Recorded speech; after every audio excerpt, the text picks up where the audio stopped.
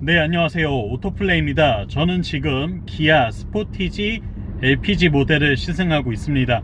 API 엔진을 넣어서 나온 준중형급 SUV인 스포티지를 만나보고 있는데요. 국내에서 만나보기 어려운 형태의 파워트레인이죠. SUV는 사고 싶은데 요즘 연료비가 너무 부담이 된다, 근데 디젤차는 또 좀 꺼려진다 싶은 분들에게 아주 좋은 대안이 기아에서 나왔습니다. 경쟁사의 QM6와 제대로 한번 겨뤄볼 수 있는 차가 아닐까 라는 생각이 드는데요. 과연 이 차가 어떤 매력을 갖고 있는지 지금부터 저와 함께 만나보시겠습니다. 영상 보시기 전에 구독과 좋아요로 응원도 많이 부탁드립니다. 네, 기아 스포티지 풀체인지 모델로 돌아오면서 디자인의 혁신을 또 한 번 가져왔습니다. 사실 스포티지는 매번 풀체인지가 될 때마다 디자인이 굉장히 어떻게 보면 난해하고 어떻게 보면 좀 시대를 앞서 나가는 트렌드를 리드하는 느낌의 SUV인데요. 이번 세대 역시 범상치 않은 모습을 갖고 있어요. 전면부 이미지를 보시면 이렇게 날카롭게 꺾여 있는 면발광 데이라이트가 이 차의 이미지를 한층 더 날카롭게 만들어주고요. 여기에 배치되어 있는 헤드램프는 또 기능적으로도 LED를 사용하기 때문에 야간 주행 시에도 훨씬 더 만족스러운 시야를 확보해주고 있죠. 그리고 그릴의 디자인이나 전반적인 이 쉐입이 굉장히 자연스럽게 이 차와 묘하게 어우러집니다. 낯선 느낌이기는 한데, 근데 또 보고 있으면 뭔가 익숙해지는 그런 오묘한 디자인을 갖고 있는 게 이 스포티지의 특징이라고 할 수 있겠네요. 그리고 사이드 뷰를 보시면 이 차가 얼마나 커졌는지 알 수가 있죠. 구형에 비해 훨씬 더 이 커진 차체 크기를 만나볼 수가 있는데요. 국내에는 한 가지 바디 타입만 들어와 있기는 한데 판매 지역에 따라서 스포티지는 두 가지 바디 타입을 가지고 있어요. 북미와 한국 시장에는 롱휠 베이스 버전을 판매하고 있고요.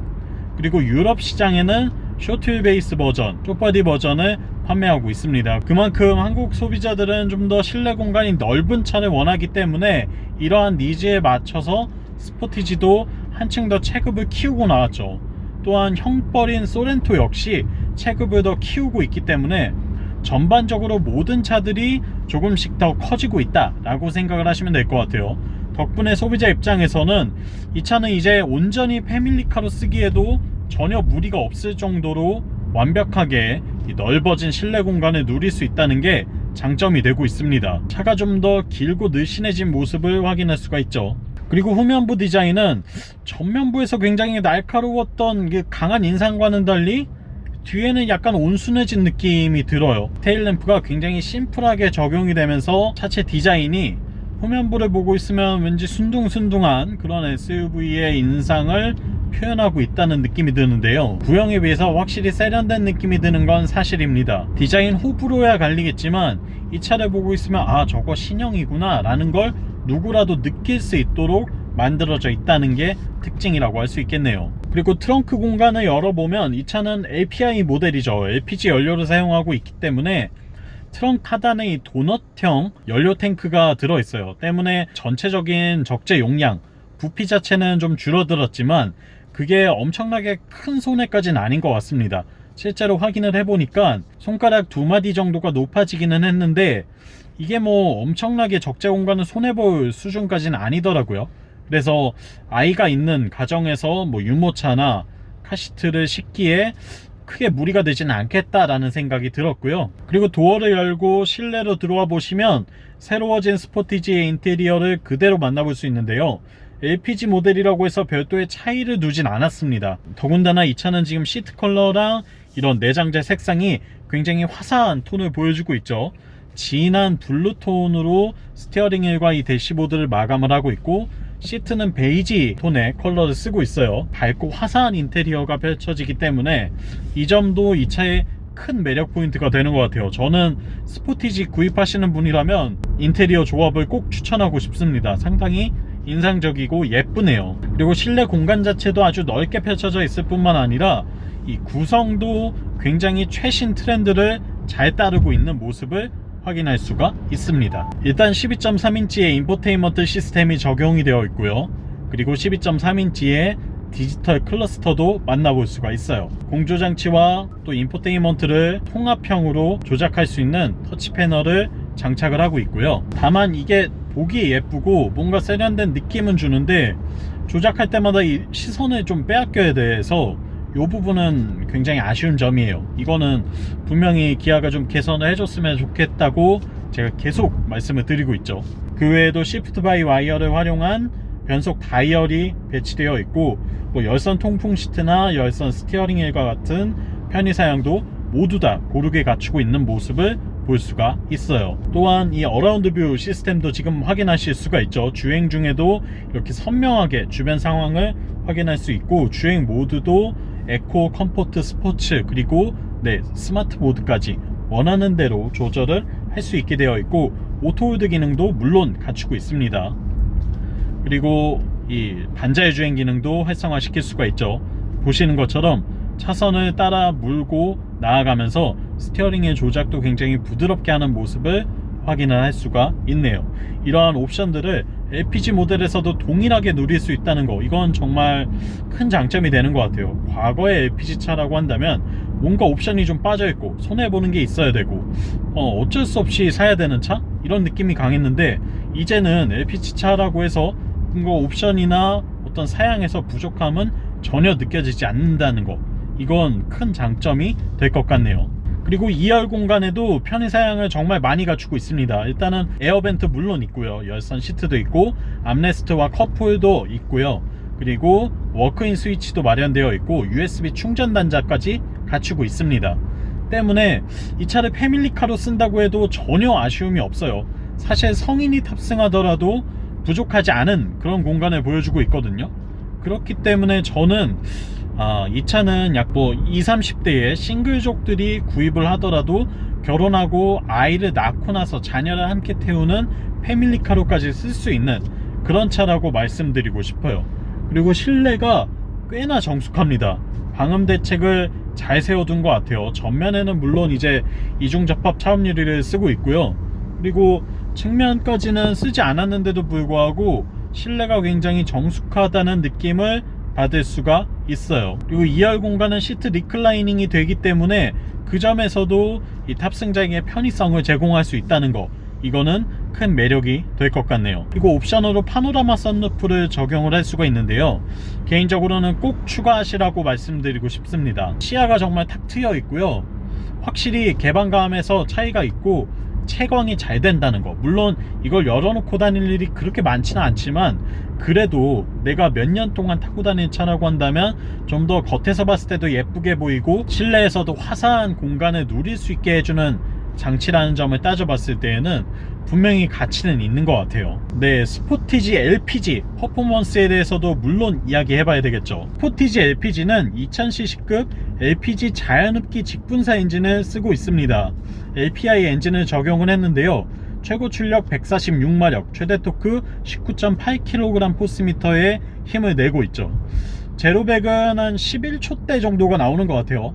잘 나오면 10초대, 잘 안 나와도 11초대 안에서 노는 그런 느낌인데,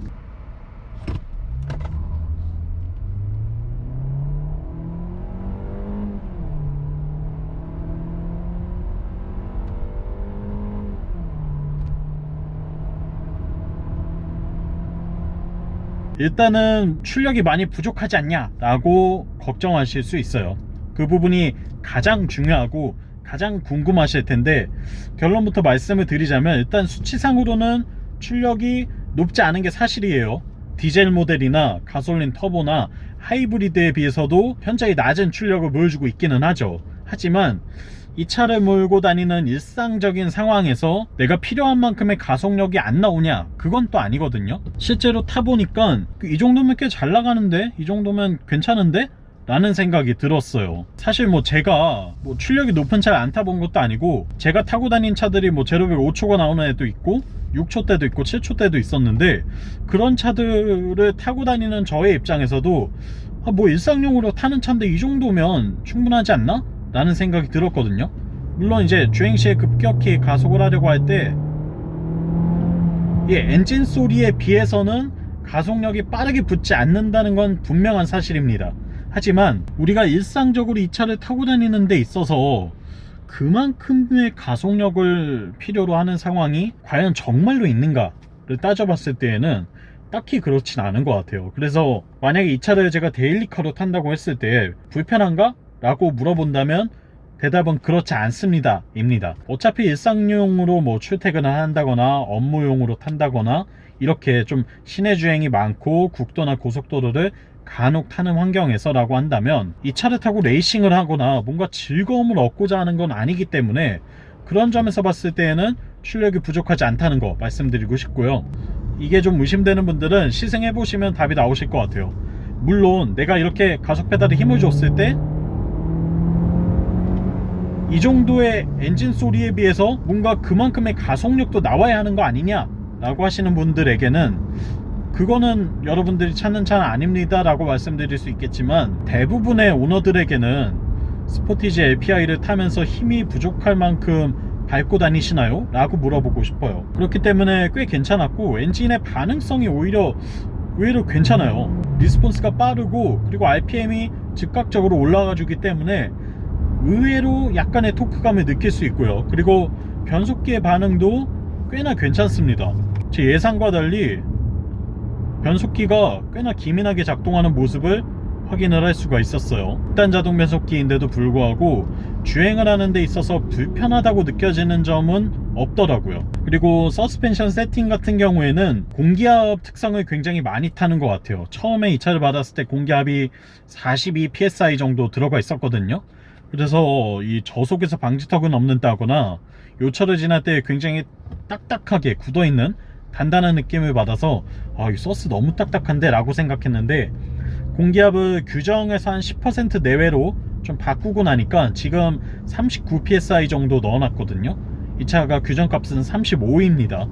규정값 수준에 맞춰놓고 타다 보니까 딱히 그렇게 딱딱하다는 느낌도 안 들더라고요. 이 정도면 네, 뭐 주행 성능이나 승차감 두 가지를 모두 다 잘 타협해내고 있는 세팅이다 라고 말씀드리고 싶고, 승차감을 좀 더 부드럽게 하길 원하시는 분이라면 35psi로 넣고 다니시면 될 것 같아요. 19인치 휠로 탄다고 하더라도 승차감에서 손해를 보는 일은 없다, 이렇게 말씀드릴 수 있을 것 같고, 가속감에서도 저는 19인치 휠로 타도 크게 문제는 없을 것 같아요. 다만 연비도 좀 더 좋게 하고 승차감도 좀 더 부드러워지면서 가속감에서도 약간 더 확보하고 싶다라고 하시는 분이라면 18인치 휠 정도로 타협하시는 게 어떨까라고 제안드리고 싶기는 합니다. 19인치 휠은 사실 스펙상으로만 놓고 보면 출력에 비해서는 분명히 오버스펙이기는 하거든요. 물론 드레스업 효과를 생각했을 때에는 이 스펙이 가장 예쁘게 보이는 수치이기는 하지만 어쨌거나 이 엔진의 스펙을 따져봤을 때에는 18인치 사양이 더 좋을 것 같다 라는 의견을 드리고 싶고요. 그리고 연비 같은 경우에는 많이 궁금하실 텐데, 제가 지금 영상을 찍는 동안은 기록하고 있는 평균 연비가 리터당 10.3km입니다. 물론 이제 정속주행을 대부분 했고요. 그리고 방금 보셨다시피 중간중간에 이제 RPM을 좀 많이 높여서 레드존까지 쳐가면서 밟아보기도 했어요.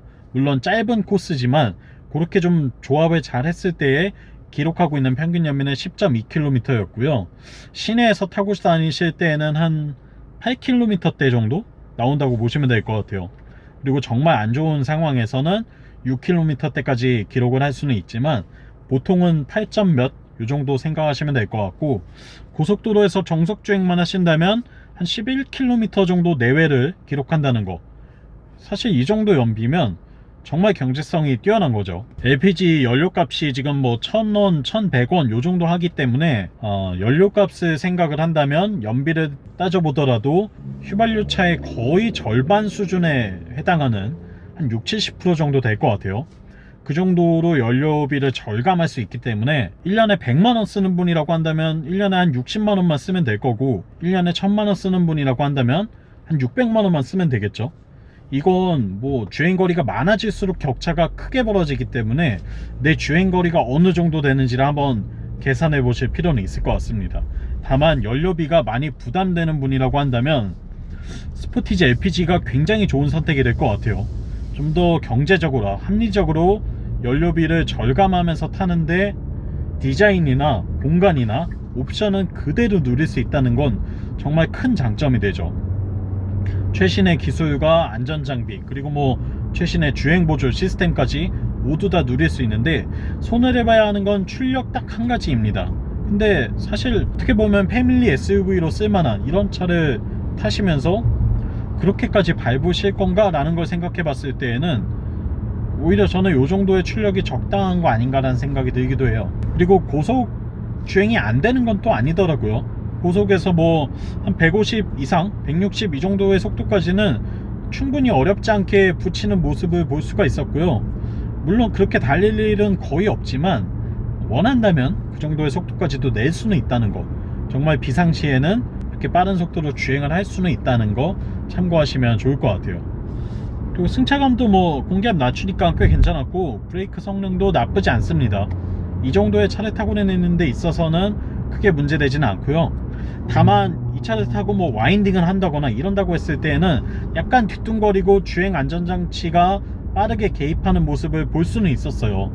어쨌거나 이 차는 막 스포티하게 달리는 와인딩을 타는 차는 아니기 때문에 그런 주행에서는 약간 좀 약점이 드러나기는 하지만, 이 차의 용도에 맞춰서 탄다고 했을 때에는 정말 괜찮은 모델이라는 거 말씀드리고 싶었네요. 그리고 LPG 차를 탔을 때의 단점 뭐가 있을지 많이 고민이 되실 거예요. 아마 대부분은 LPG 차를 거의 안 타보셨을 테니까요. 하지만 LPG 차가 예전 같으면 좀 단점이 있었어요. 뭐 예를 들면 겨울에 시동이 잘 안 걸려요 라던가 충전소 찾기가 어려워요, 이런 문제들이 있었는데, 요즘 차들은 사실 그것과는 거리가 좀 멀죠. 겨울에 딱히 시동이 안 걸릴 일은 거의 없고요. 그리고 충전소도 많아졌기 때문에 더 이상 뭐 전국 어디 여행을 떠나더라도 LPG 충전소 찾기가 어려워서 갈 수가 없어요는 정말 한 20년 전 이야기입니다. 그러니까 이런 부분들도 걱정하지 않으셔도 될 것 같아요. 연료비를 절감하면서 좀 적당한 크기의 패밀리카를 찾고 싶다 하시는 분이라고 한다면 저는 이 차 정말 추천드리고 싶습니다. 꽤나 매력이 많은 차예요. 지금까지 스포티지 LPG 모델을 만나봤고요. 저는 오토플레이였습니다. 영상 유익하셨다면 구독과 좋아요로 응원도 많이 부탁드리고요. 전 다음 시간에 또 재밌는 차의 시승기로 돌아오겠습니다. 다음번에 만나요. 안녕.